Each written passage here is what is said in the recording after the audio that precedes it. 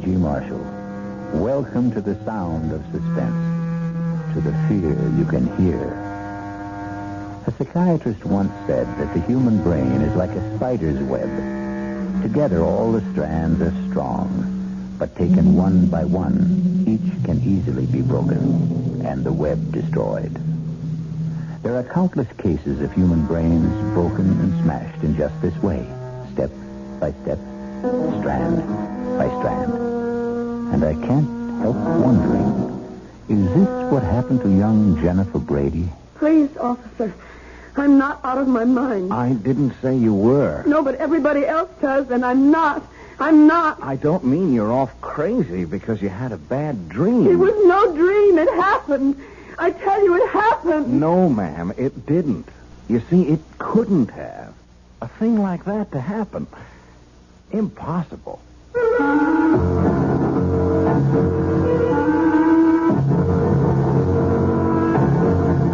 Our mystery drama, Honeymoon with Death, was written especially for the Radio Mystery Theater by George Lothar and stars Lois Nettleton. It is sponsored in part by Anheuser-Busch Incorporated, brewers of Budweiser, and by the Kellogg Company, makers of Kellogg's Special K cereal. I'll be back shortly with Act One.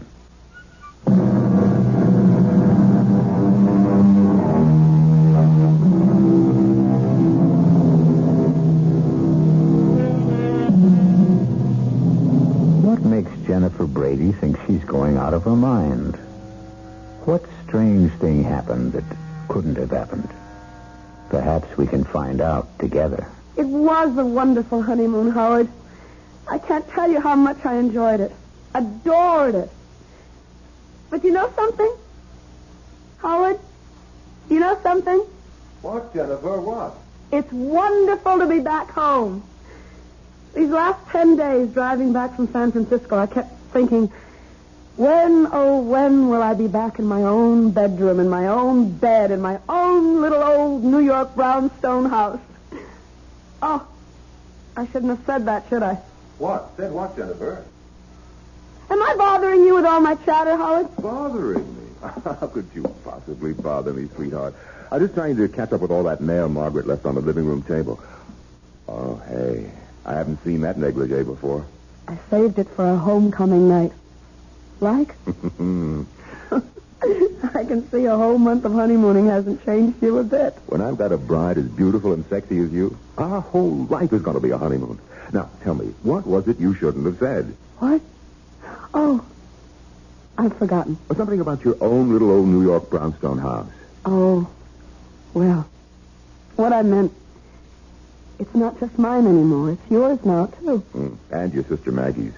You both inherited this old brownstone from your father. Though I must say I think that we, have the better of the bargain. What do you mean? I much prefer this top floor apartment, don't you? Oh, yes. Luckily, Maggie always preferred the downstairs part. No climbing stairs. Well, stairs won't bother me. I'll take them 2, 3 at a time, knowing that you're waiting at the top of them. Oh, darling. Well, you better finish brushing your hair. I'll finish that mail in the living room. Howard? Yes? About the car. Well, what about it? Do you think it's safe parked out in the street? One night won't hurt. I'd feel awful if anything happened to us. You know, sometimes on a honeymoon trip, I couldn't help wondering which you loved more, your new car or me. Oh, well, I guess one night in the street is safe enough. You can find a garage tomorrow. Howard, you locked the car. You have the keys, haven't you? Howard? Howard, can't you hear me? I asked you.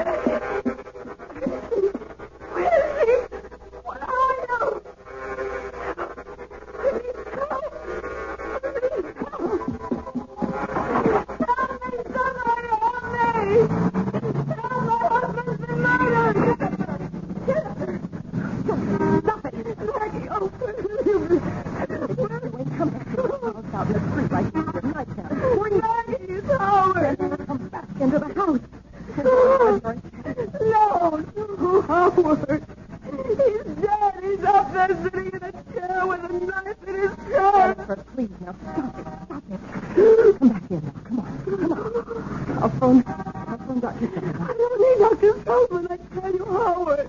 Howard. All right, now. The neighbors haven't heard it yet. Now, look, Jen. You sit here on the couch and try to hold on. I'll phone Dr. Sullivan. Maggie! Howard is dead. He's up there in our apartment. Dead. Jennifer, please, now try to control yourself. There's no one named Howard here. What do you mean? No one named Howard? You know Howard Lansing, my husband, the man I've been on a honeymoon with for a whole month and home just a few hours ago. Stop looking at me like that. All right. Now, look, Jennifer, I'll tell you what I'm going to do. I'll go upstairs, and I'll see if anybody's there. Howard's there. All right. If this Howard is there, and if he's dead, then I'll phone the police. All right? Yes. But if he isn't, then I'm going to phone Dr. Sullivan and have him come right over. Is that agreed? What's that? It's just the front door bell. Oh, yes, officer? Officer Helmet, ma'am. Ed Helmet. Anything wrong? No. What do you mean, no? My husband's been murdered. He's upstairs dead, a knife in his chest. Jennifer, please.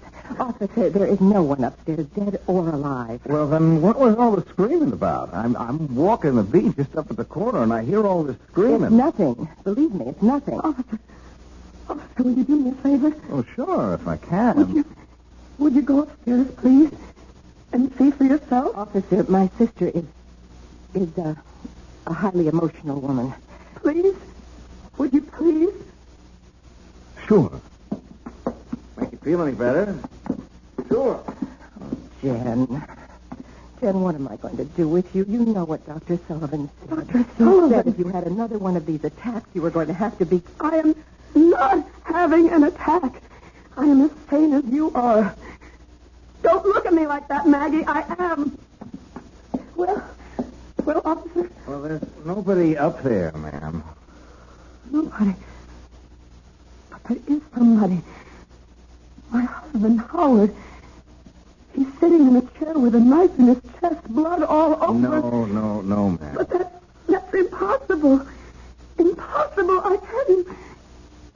It's impossible. I couldn't. Maybe you want to see for yourself, huh? I'll go up with you. Officer, thank you very much, but there's no need. I do want to see for myself, will you? Sure. I'll come with you. No, on second thought, what's the use? I mean, I'm really very tired of this sort of thing. What sort of thing? Never mind, officer. Just, you go ahead. Now, is this the room where you, thought that, Huh? I can't believe it. It's impossible. You can see for yourself. 5 minutes ago. 5 minutes ago, I tell you. In this chair. He was sitting back in this chair, and there was a knife sticking out of his chest. The mail was scattered all over the floor. Mail? We'd just come back from our honeymoon. We'd only been in the house a few hours. And Maggie had left all the mail that had collected for a month on the table, on this table. Well, you can see, ma'am, no mail. And blood. There was blood on the carpet, some of the mail. Well, no mail, no blood. You don't mind me saying so. I think you... Well, maybe you had a dream, a nightmare, huh? Please.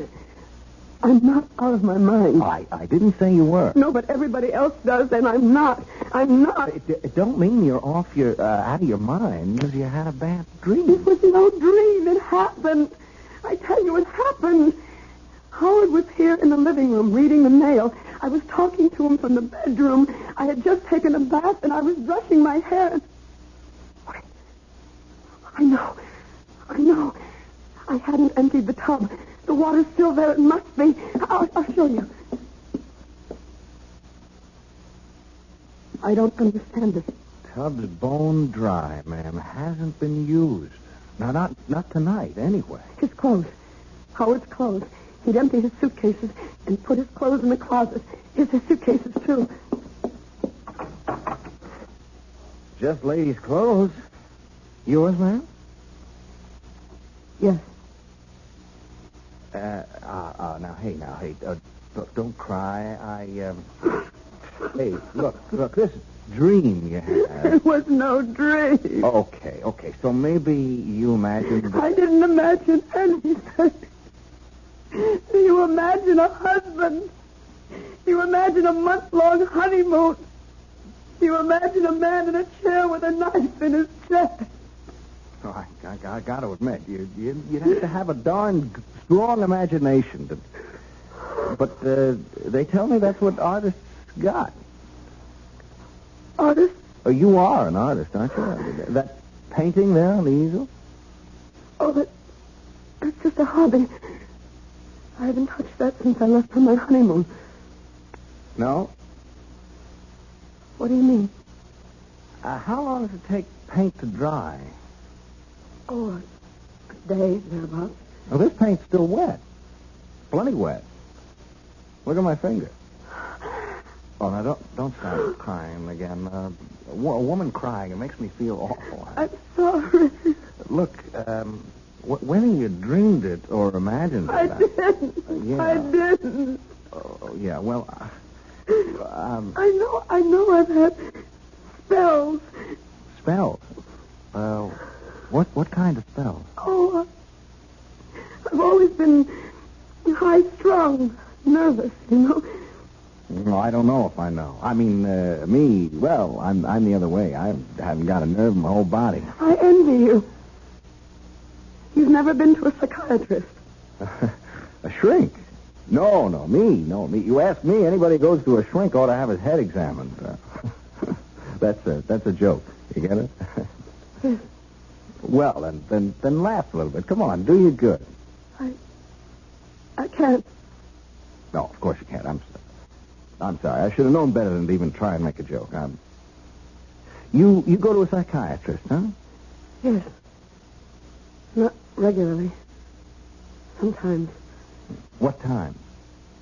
Oh, when I sort of get all keyed up and start having crying spells and feeling so sad I could die. Well, what's to feel sad about? Chick like, excuse me, a pretty girl like you with everything in life to live for. What's to be sad? I don't know. Some people feel sad for no reason at all. They just suffer from depression. Oh, excuse me? Oh, yes, ma'am? Jennifer, Dr. Sullivan is on his way over. I just phoned him.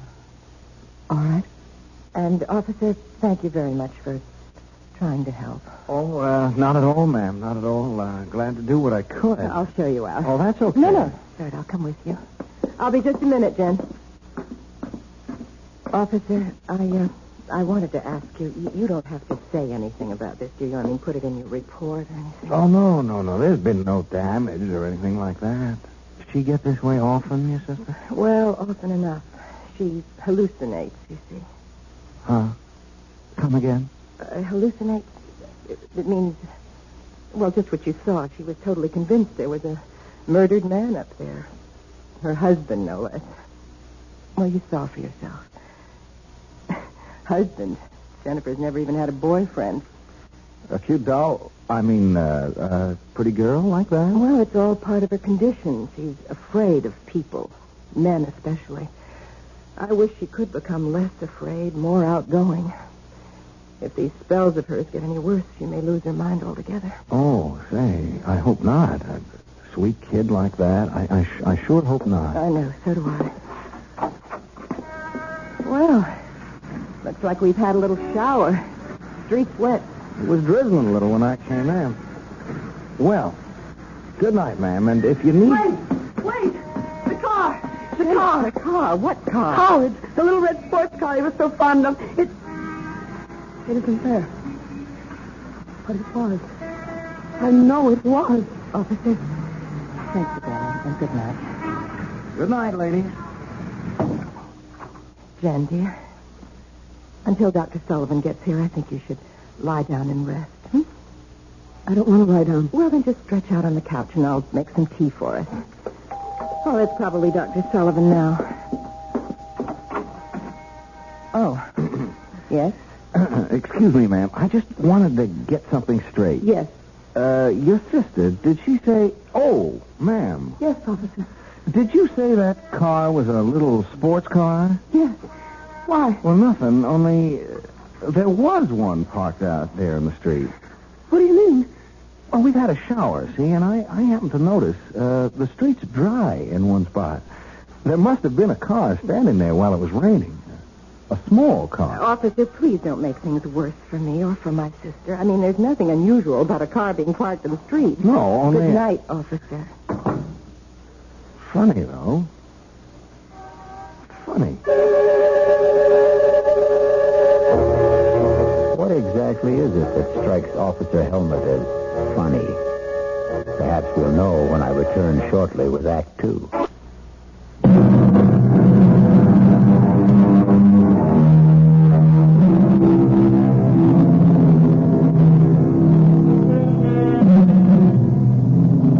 Has a horrible murder been done? Or is Jennifer Brady losing her mind? Did she find the body of her husband, Howard Lansing, seated in the living room with a knife in his chest? Or did she imagine the frightful scene? Is she married? Was there a honeymoon? Oh, here's young patrolman Ed Helmut at the front door of the brownstone house where Jennifer and her sister Maggie live. And it's the following morning.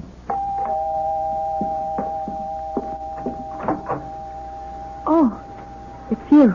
Yeah. Well, won't you come in? Thanks. Thank you for, what you did last night. Oh, just doing my job, Mrs. I don't know what to call you. I don't know what to call myself. I don't know if I'm Mrs. Howard Lansing or Miss Jennifer Brady. Not after last night. Well, suppose I just call you Jennifer. You can call me Ed. Ed Helmut. What are you doing here? Well, I'm off duty, see. I'm on the 4 to midnight beat, and I just thought I'd drop around and see how you were doing. Oh, well, I'm all right. You mind if I ask you a couple of questions, Jennifer? No. It's your job, isn't it? Well, yes and no. In fact, being off duty now, I'm kind of asking these questions on my own. You know what I mean? I don't. Not really.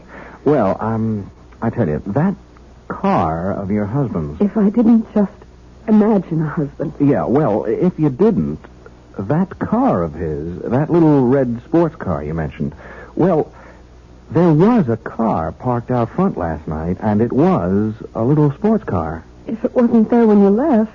Well, the space it left. It rained, remember, while the car was standing at the curb? Oh, yes. So at least you were right about there being a car. I mean, you didn't dream that up. It could have been anyone's car, as Maggie said. Oh, that's for sure. Still, though, it could have been a car belonging to a guy named Howard Lansing. Couldn't it? Why are you doing this? Come again? Well, you know that I'm not well.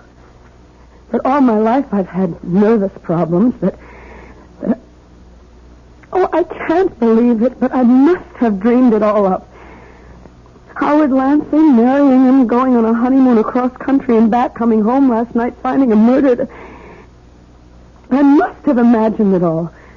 Maggie says I did. Dr. Sullivan says I did. So why are you... You know something? I don't know. Maybe it's because, Well, what? I kind of like you, and,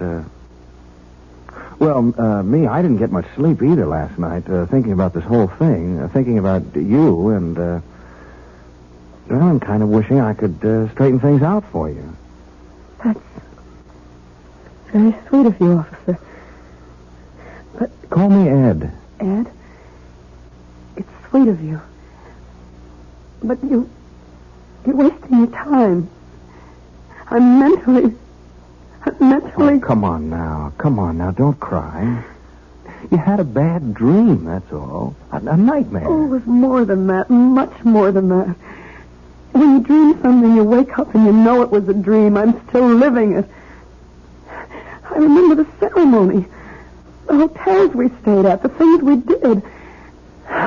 Even Howard constantly fussing with his new car. Yeah, there's that car again. What do you mean, fussing with it? Oh, just that he was always polishing it, checking this and that. Fussing, that's all. And you remember all about the ceremony and the hotels and like that? It's all as vivid as if it had actually happened. Tell me about the wedding. Who married you? Nobody married me, Ed. I imagined... Okay. So where did you imagine you got married? A little town in Jersey. By a justice of the peace. What little town? What JP? I don't know. It was night, and we just pulled off the Garden State Parkway. Howard had said he knew a place, a justice of the peace. Okay. What about hotels? Well, I remember we stayed at the Ambassador in Chicago, and the Statler in St. Louis, the Beverly in Los Angeles, and... Oh, that you, Maggie? Yes, Jen. Connie called. Well, Hello, Miss Brady. Aren't you the policeman who was here last night? Yeah, that's right. You're wondering what I'm doing here now, huh? Well, yes, I am. I just dropped in to see how Jen was doing, that's all. Jen? Excuse me, Miss Brady. I was never much for being formal. Yes, obviously. Have you been here long? No, 10 minutes or so. Well, I don't mean to hurry you, officer, but Jennifer and I have an appointment in 1 hour with her psychiatrist, Dr. Sullivan. Say, would that be Dr. Martin Sullivan on Park Avenue? No, Dr. Arnold Sullivan on East 82nd. Oh. You seem terribly interested in Jennifer's psychiatrist. Me? Oh, no. I just ask a lot of questions. I trained myself. You trained yourself? You're going to laugh. I know you're going to laugh, but would you believe I want to be a detective someday? Of course I believe it. Why shouldn't I? Ask my sergeant. He thinks I'm something else wanting to be a detective. Laughs himself silly. Well, I certainly wouldn't laugh. I think it's commendable. You think I could make a detective? Of course you could.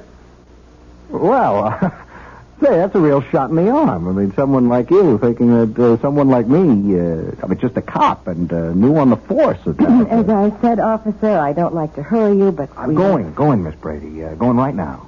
Nice seeing you again, Jen. I'll show you out. Oh, that's okay. Some detective I'd make if I couldn't find the front door. Why, Jennifer, would you answer that, please? Of course. Oh, my God. Jennifer, what is it? Help me. Oh, my God, Maggie. Ed, help me. What? He's there. At the front door, he's there. Howard. Oh, I'm sorry. Is something... What's all the trouble? You're dead. Murdered. What? Last night after we got home from our honeymoon, I found you in your chair, stabbed to death. Last night, honey, Maggie, what is this? Jen's having another one of her spells, Howard, that's all. Oh, I see. What do you mean, you see? You see what? Well, just... Excuse me, who are you? My name is Ed Helmut, Officer Ed Helmut. I'm a cop. A cop? Howard, I'll explain later what went on here last night. I don't understand this. I don't understand it. You're talking to Howard as if nothing had happened. Jennifer, nothing did. He exists. He's standing right here. He exists. And last night you acted as if you'd never heard of him. As if there was no such person as Howard Lansing. I don't remember. You did. Jennifer, stop it. Now, stop it. Control yourself. Officer, you were leaving. There's some questions. I'd better get the answers to Officer, first. this is a private matter. It's a family affair. Well, now, that depends on how you look at it. Are you Howard Lansing? Of course I'm Howard Lansing. Why do you ask such a question? Howard, Jen had one of her mental lapses last night. She imagined that you and she were married. We were. And that you just come back from your honeymoon. Oh, good Lord. And then during this hallucination, she thought she had found you with a knife in your chest. dead. Oh, no, poor little Jenny. She ran screaming into the street. Luckily, I got her back into the house before she caused a disturbance, although this officer did hear the screams and came to investigate. Well, did you call Dr. Sullivan? Of course I did. He came over, but there wasn't much he could do except order some new sleeping pills. We're seeing him in his office at 11 this morning. Just one more question, Mr. Lansing. Yes? Just where do you fit in here? I mean, who are you? To the family, I mean. I'm Miss Brady's fiancée, Margaret, not Jennifer. Oh. I see. No, I'm afraid you don't see. Not all of it. Look, since we've gone this far, you might as well know the rest of it. Jennifer has always had a thing for Howard. She's not jealous that he's going to marry me and not her. Don't think that. But the whole situation has been a severe strain on her, a very severe strain. Almost certainly that's why her hallucination last night took the form that it did, thinking she'd been married to me and all the rest of it. Yeah, that makes sense. Well, I'll be on my way. Hey, now, you take it easy, huh? And me, if it's okay with you, I'm going to be in touch. I'll see my way out. Hey, Mr. Lansing, you have got a little red sports car. Well, yes, that's it, parked at the curb. Why? Well, Jen, Miss Brady, she seemed to make a big thing out of it. On the honeymoon that didn't happen, I mean. Big thing? Well, what I mean, she said you were always fussing with it, polishing it and like that. Sure looks as if you do. Oh, I do. I'm a sports car buff, if you want to know. I wish I could own a car like that. But on a cop salary, you had it long? Well, 2 or 3 months. Oh, like cross country. Well, maybe someday I will, but so far I haven't had the interest. Yeah. Well, see ya. Bye. Where is she? Upstairs, changing for appointment with Sullivan. I don't know. Oh, boy. If I had a car like that, I'd go for long trips, like cross country. Well, maybe someday I will, but so far I haven't had the interest. Yeah. Well, see ya. Bye. Where is she? Upstairs, changing for appointment with Sullivan. I don't like this, Maggie. You don't like it. You don't like it. All the stupid things walking in here when a cop was here. If I know he was here. If it comes to that, why'd you let her run screaming into the street last night? Howard, come to your senses. Was there any other way? No, I guess there wasn't. I'm afraid we're going to have to move faster than we planned. Why? That young cop's pretty nosy. Come over here to the window. What? Look, down there. What the hell is he doing? He's measuring the size of your car from front to back wheel. What's he doing that for? I don't know. He's doing it. I don't like it. No, Howard, we won't commit Jennifer now. Well, if we don't commit her, what will we do with her? Kill her.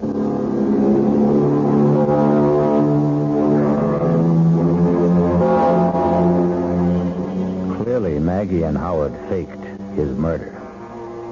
But how could they have managed it?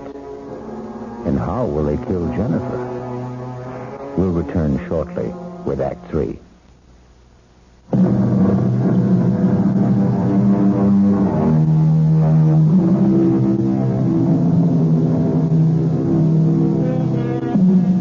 Were you as shocked as I to discover that Howard Lansing is very much alive? I can't fathom it. Can you? No more than, 10 minutes could have passed between the time Jennifer saw him slumped in that chair with a knife in his chest, blood all over everything, and the time Officer Helmut entered the room to find no body, no blood, nothing to indicate that a murder had taken place. It would have been impossible for Howard Lansing and Margaret Brady to restore perfect order to that room in so short a time. Even to Howard's clothes and luggage no longer in the closet. A bone-dry bathtub. And the rest of it got me puzzled. Well, we'll soon have the answer as we rejoin Maggie and Howard. Kill her. There's nothing else we can do. Oh, we can do what we planned originally. Commit her. It won't work. Not now. Why not? Your answer is right out there in the street. The cop was just finished measuring your car. Now, what's he doing? Quite obviously getting into your car. I think I better get out there and see what he's up to. I was just about to suggest it, Howard. Officer, what are you doing in my car? Oh, say, Mr. Lansing. Say, I hope you don't mind. Like I told you, I want to own a little sports car like this myself someday, and, well, I just couldn't help sitting behind the wheel. Say, I hope you don't mind. As a matter of fact, I do mind. Oh, well, say, please excuse me. I just kind of flip over a car like this, that's all. Is that why you were measuring the wheelbase? Measuring... Oh, that. Yes, that. I saw you from the window. Yeah, well, now, I tell you, I want to get to be a detective someday, see? And I'm studying, like, fingerprints and stains and like that, and measuring. Now, measuring things is important, very important. You'd be surprised how important measuring things is. So, I take every opportunity to measure things. Yes. Well... Like last night. Were you here last night? No, I was not here last night. Funny. What's funny? Well, last night, Jennifer, Miss Brady, she said a car, in fact, your car, was parked outside here. Only it wasn't. I mean, when we looked, no car. Well, I just told you that... Yeah, but there had been a car. You see, it had rained, and the car was standing out here during the rain and left a dry space in the street. And I measured that, too. Couldn't help myself. It's become a habit, you know? Well, I fail to see what this has to do with Identical. Same wheelbase. That car and this one. Look, there are probably thousands of sports cars in New York. I'm not saying it was the same car. Oh, no, nothing like that. I'm only saying the wheelbase was the same. Very interesting, I'm sure. But if you don't mind now, Just leaving when you came out. I apologize if I upset you getting in behind the wheel without permission. That's all right. Yeah. Well, goodbye. Oh, by the way... Now what? You got 11,243 and 9/10 miles on the speedometer. 1,000 or so more than you said you had. I just thought you'd like to know. Thank you. I'm deeply grateful for that information.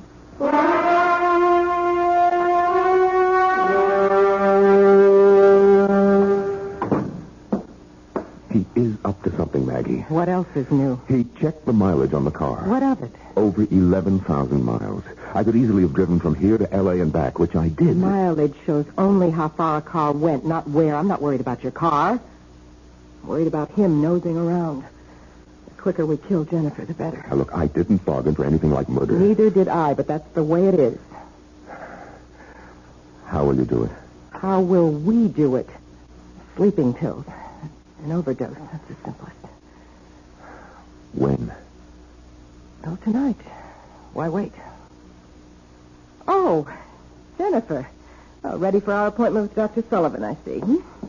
Yes. I'll just get my coat. Howard, Yes, Jennifer. I'm sorry if I've caused you any trouble. Oh, now. I'm losing my mind, Howard. I must be. Marrying you, our honeymoon trip across the country, returning last night, finding you dead. It was all so real. So real. And yet it wasn't. It never happened. Oh, Howard, I just can't go on like this much longer. You won't, Jennifer. Believe me, you won't.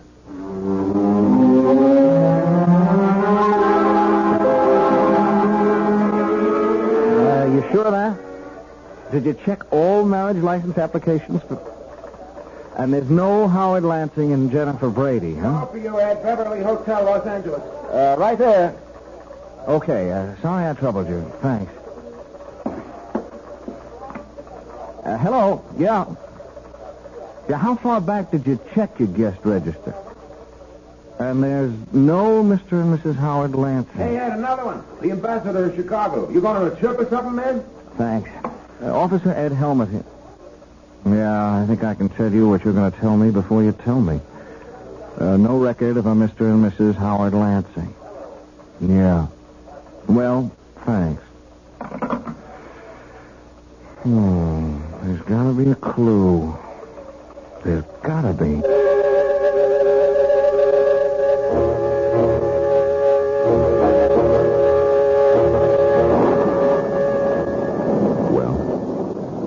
sleep. How many pills did you give her? Enough. What's the matter, Howard? Why that look on your face? I'm a murderer. I'm just beginning to realize it. I am a murderer. Not yet, Howard. She won't be dead for a while. How can you be so calm? You frighten me, Maggie. I've never seen this side of you before. You've got to be kidding. All the time we spent planning To this. commit her, not murder her. What's the difference? We're not doing all this for peanuts, you know. We inherited $1.5 million from my father, Jennifer and I. You and I will have all of it once she... Who could that be? I'll see. Wait. No, I guess we can't pretend no one's at home. The lights are all on. And my car's parked out front. Oh, it's you. Okay if I come in, Mr. Lansing? Oh, well, now, Thanks. Rotten night out there. Just plain rotten. It's Officer Helmet, Maggie. Yes, so I see. Getting to be a regular visitor, aren't you? To be honest with you, Miss Brady, it's a real nasty night, and walking a beat, I didn't think you'd mind if I came in for a few minutes. Also, I wanted to see how Jen's getting along. Jen is getting along very well, if it's any concern of yours, which it is not. Oh, well, I only... Officer Helmet, circumstances beyond my control brought you into this house last night, but I do control whether you'll keep coming here like this. Please leave. Oh, well, now, wait a minute, Miss Brady. I like your sister, and I have reason to think she likes me. Now, wait a second. Just wait a second. I also think she needs somebody like me, somebody to lean on, to protect her. And further than that, I'm here on official business. Official business? I'm placing you both under arrest on a charge of... Where is Jen? That's no business of yours. What's all this about? Where is she? She is upstairs asleep, if you must know. Asleep at 8 o'clock at night? She took a couple of sleeping pills. Where are you going? How dare you go up there? Maggie, my God. Any nerve, don't lose it now. But he'll know. He'll know she took an overdose. That's all he will know. He will know that we gave it to her. He's arresting us. For what? On what charge? Whatever it is, he'll never make it stick. We've covered our tracks too well for the law to... He's carrying her down. All right, baby. It's going to be all right. Operator, this is Officer Ed Helmet. I want an ambulance sent to 127 Brockhurst, and fast. An ambulance? Why an ambulance? An overdose of sleeping pills. She took a... She didn't take them, Buster. They were given to her, shoved down her throat, you ask me. I'm changing the charge against you two. I'm booking you for attempted murder. You must be out of your mind. You're as crazy as my sister. Who isn't crazy at all. That was a real far-out scene you two tried to pull. I gotta hand it to you two. You planned it so careful, so good. There wasn't a loophole in it, except one. I don't know what you're talking about. You don't, huh? Then let me explain. You set the whole thing up, the two of you. The marriage, the honeymoon trip across country and back, the fake murder, and the whole bit. Oh, and you played it smart. Very smart. Not a clue. I checked the Marriage License Bureau. No license. Easy enough. You could have bribed the clerk to destroy it. Now, look, I checked a few hotels. The big ones like the Ambassador, the Beverly in Los Angeles. No Mr. and Mrs. Howard Lansing listed. A piece of cake. When you registered, you gave a different name. You're making yourself look like a fool. What you're saying is you could find no evidence. Oh, but I did. One little clue that neither of you thought about. The car, Mr. Lansing. Your pretty little red sports car. I don't follow. You will. I told you I found that dry space out on the street last night because a car, a little sports car like yours, had been standing there during the rain. Well, it could have been anyone's car. Sure. Same size as yours. Same wheelbase, but I agree, it could have been anyone's. Only it wasn't. It was yours. You want to know how I know? We'd be enthralled. I know, because last night, that car wasn't parked outside this house, but the one next door.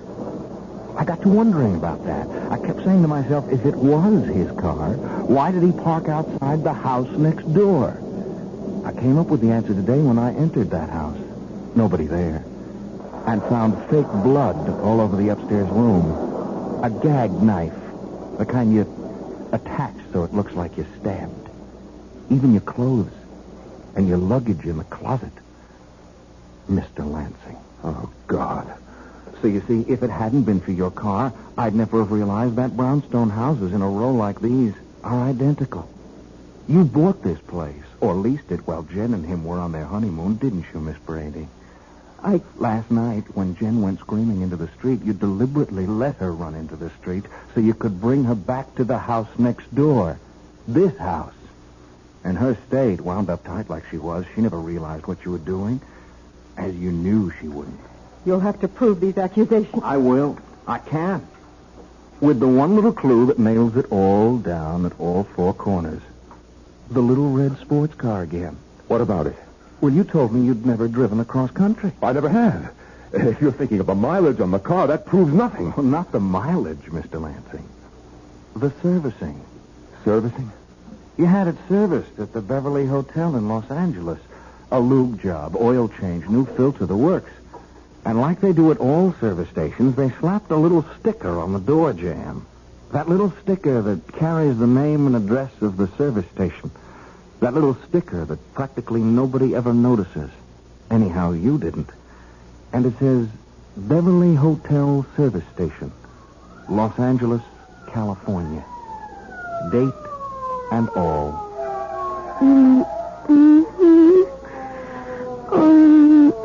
Easy, Jen. Easy. You're going to be okay. From here on in, you're going to be just fine.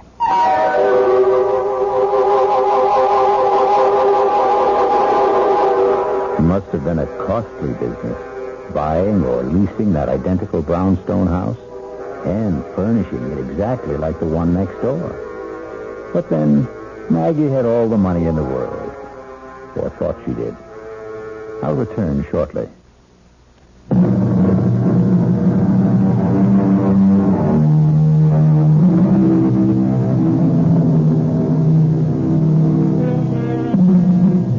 Yes, like a spider's web, so strong and yet so weak, the human brain can be broken.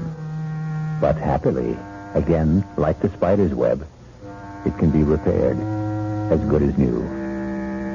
Our cast included Lois Nettleton, Tony Roberts, Terry Keane, and Norman Rose. The entire production was under the direction of Himan Brown. This is E.G. Marshall inviting you to return to our Mystery Theater for another adventure in the macabre. Until next time, pleasant dreams.